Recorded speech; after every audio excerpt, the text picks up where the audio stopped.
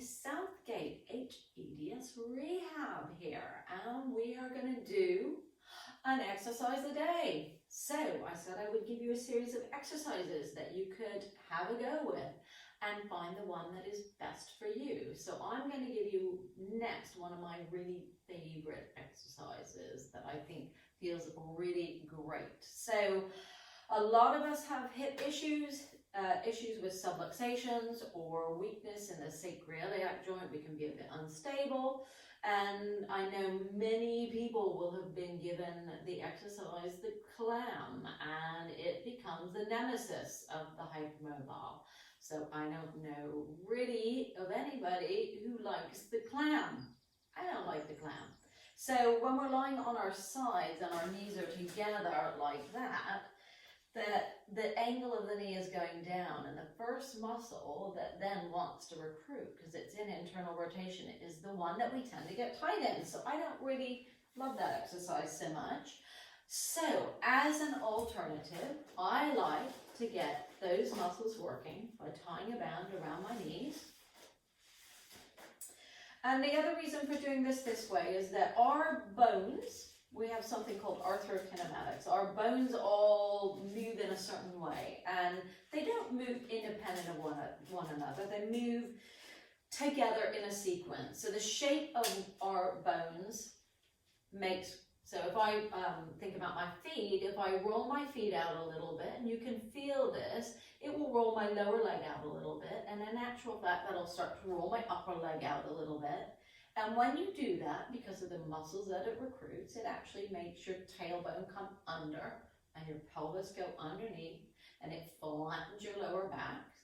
So a lot of us with hypermobility, we tend to hyperextend our knees roll in. So our feet roll in, most of us have our feet rolling in, our lower legs roll in, our upper legs roll in, and then our backs arch. Not everyone, but most people. It follows that way. So what we're going to do is a little exercise lying down that will start to bring everything rolling back out and bring the tailbone down.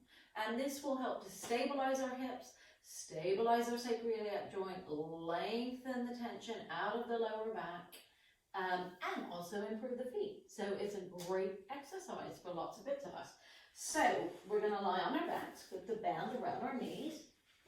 And we're going to take our feet so they're at least in line with our sit bones or our hips, or you could take them a little bit wider.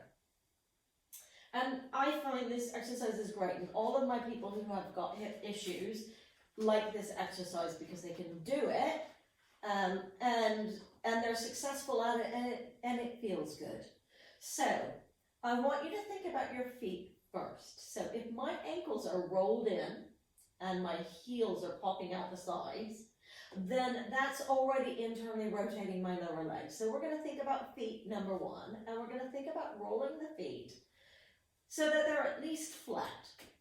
Now, if we roll the feet out a little bit, hypermobile has a tendency to go too far. So I want you to think that you always keep the base, the bottom of the big toe on the ground.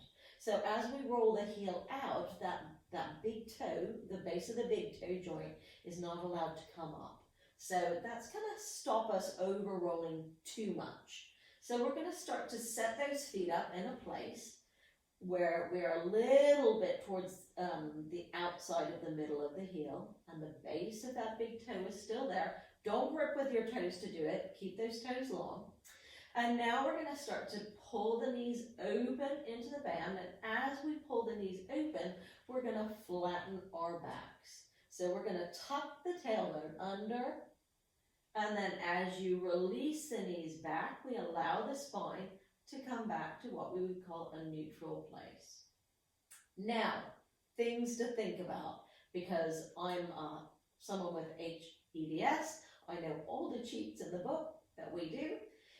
So I don't want you to grip around your coccyx or your pelvic floor. I don't want you to grip there to tighten. I don't want you to grip around the hips.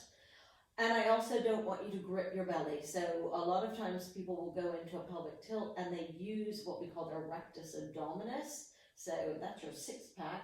And they pull the belly taut and they pull the pelvis under with the tightening of the belly. I really don't want you to do this. I want this to be focusing on the legs. So the feet come into that nice position. We take the legs open, and as you do that, you allow the back to flatten by putting a little tiny bit of weight down into the feet, and you allow the knees to open. So I'm pulling those knees apart. So I'm making a tiny V with my knees open. My belly can sink down. It's not grippy and it's not tight, it's soft. And I haven't pulled my ribs down and tightened my neck and everything else up. So everything is relaxed. And then I'm gonna allow my sacral bone and my tailbone to come back as I allow my knees to gently come back together. So this should be strengthening you here.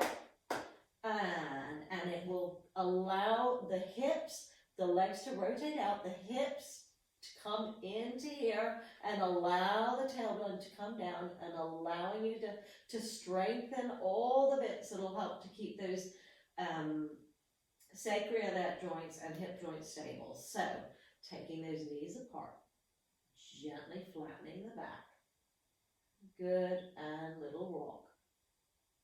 And gently release all the way back down.